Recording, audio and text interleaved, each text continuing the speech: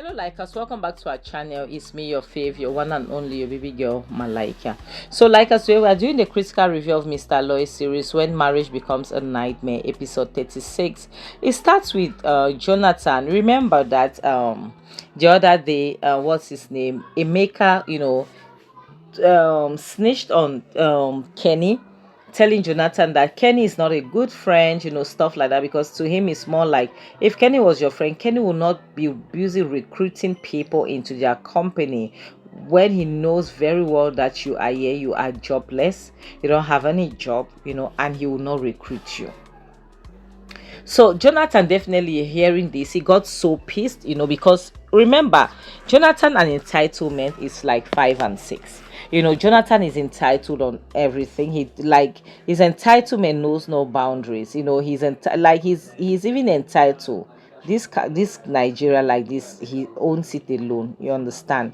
So now he feels like, based on his entitlement mentality, he has the right to confront his friend who is not his father, you understand, to talk to him about the job opportunities that he's been having, and couldn't, hook him up, like hook your buddy up, hook your bro up, and all the rest, you know until threatening to cut off their friendship and all the rest.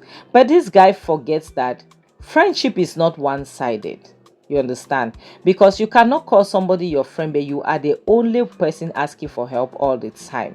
That person is supposedly your friend, which means the person is also entitled, like you, to ask you for help, but that person is never coming to you. You always go to them. You're the one threatening to cut him off. Are you for real? Because now when the person will ask you that, all right, no problem, please Biko, no, tell me what I've benefited in from this friendship from the day we became friends. He couldn't even say a word, because this guy has not benefited anything. If on the contrary, he has been the one benefiting from people, you understand, so he had to, because he was just speaking in parable, but now he just had to talk about what was disturbing him, based on the fact that he being entitled, he's feeling like his friend owes him a job. Like, if any opportunities comes to his company, he was supposed to tell him that, okay, CEO, this opportunity has come to my company, oh yeah, come and work. He doesn't work like that. He doesn't work like that. Until he made his friend understand that, if I had a to a matter, I would have, shot you, honestly speaking. You see, so all of these things, I don't even know. What I'll say is that this Kenny of a guy is very patient, because I cannot lie, my patience, I'm so limited when it comes to patience for certain things. I don't have patience for stupidity. So Ken is making him understand that, guy, listen to me and listen real good. I don't owe you jack. You understand? I don't owe you jack. Besides, if I have done anything, I would definitely have, because Kenny is a gentleman. He would definitely apologize. Why not? But would you apologize for nothing? Would you apologize for the fact that you didn't do any wrong or anything? No. You only apologize if you've done something wrong to someone. And Kenny knows that, But he wants Kenny, to him, he feels like Kenny owes him an apology for not letting him gain employment in their company. you know so Kenny is being still that good person, even trying, being patient, wanting to explain, because I will not explain anything to you. I will tell you to go to HELL for all I care. But Kenny had to sit him down and make him to understand that, guy, you are you are bad news. Because if you look at it, your wife helped you to get a job, you sabotage that job. You go to the office, you will not do your job. You go to the the CEO's office to take tea from there. You cross your legs on the table, you do this. Who wants to employ somebody like that in their company?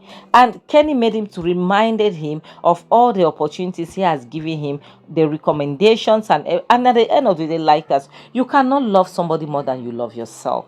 Because at this point, He is a time bomb, a ticking time bomb, waiting to explode. Because if Kenny have recommended you in three different places, your mutual friends have done the same, you still sabotage. Your wife has done, you sabotage. We know this economy, how there is no job. But if you see there are people out there that are still trying for you to have a job and you still sabotaged it, who would you blame? You have to blame yourself. So the next scene shows Hanks and his mom that are having breakfast, and his mother wanted to know how his investigation was ongoing, and Hanks is not happy because things are not going in the direction that he wants, because people are working overtime, to bring him down, and he's worried. Any normal human being, will be worried, because normally it's not a good sign, to know that this is something that you didn't even do.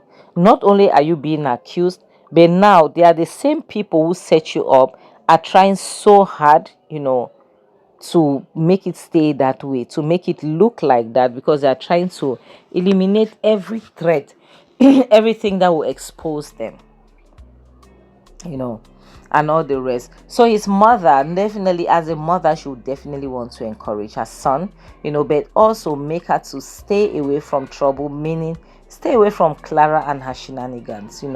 But I like the fact that Hanks still wants Clara, to know that he is innocent. You understand? And I'm happy his mother made him to understand that she knows. But there are certain things in this our society that will stop people, some certain people, from being friends, exes. Because it's true, our society frown just at the thought of it, that a married woman and a single guy that she has once dated, her ex, that were madly in love, are friends. We frown at stuff like that. Yes, we do. So he didn't like the way the conversation was going, and he just had to up and leave for work. So the next scene shows Debbie and Emeka having their chat, celebrating their victories and all the rest. I don't know how is it possible that two people that are friends with two couples, would turn out to be this demonic. They'll turn out to make it their life goal to be planning all sorts of evil against these people. I don't get it. I don't get it. It means from the very beginning, like I was saying, I was right. Debbie never in her life liked Clara. It means that Debbie has always been jealous of Clara, and vice versa. The same thing goes for Emeka. Emeka has never liked Jonathan. Yes, Emeka has always been jealous of him, because for you to spend this much resources, energy, on somebody like that, then it is crazy. It is crazy. And they have this, their plans have no end. Now they are planning on how to destroy Clara's restaurant, how to set Jonathan up, to push. Because remember, this guy Emeka has already started that narrative, you know, putting it into Jonathan's head that your wife is swelling like this because of the restaurant business. Whereas if you take that business away from her, she will not get anything. And at the same time, talking to the planning on how to bring Benita down based on the fact that Benita, her eyes are too sharp. Like, honestly speaking, where do we go from here? Because including a child in a diabolical plan like this is crazy. It is diabolical on itself. And Clara, sorry, Debbie, who is supposedly a mother, I can't believe that she, will put herself in this position. So Emeka is just, briefing her on what he intend to do and all the rest, and like they are just happy about it. They are just so much happy about it, and it's crazy. That's when you realize that some people are naturally born evil. You understand? Just that sometimes people don't know that there are people that are born like that. Debbie is one of them, with Emeka as well. you know. So their intention now is to make what's her name, Benny, go gaga, you know, by stressing her, by harassing her, by talking about, maybe they want to push the pikin to buy, they want to push the child to buy herself. I wanted to mix pigeon. They want to push the child to buy herself. I don't know.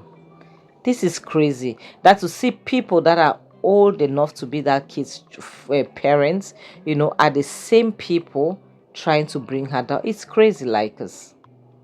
It is crazy, you know, until they are praising themselves, appreciating themselves, you know.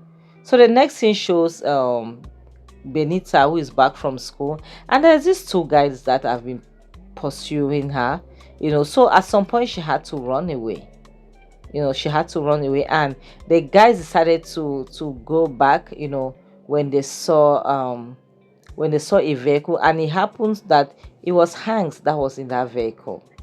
So Hanks wanted to know by all means what happened, what is going on. But the child is so confused because she knows nothing, and that is the truth.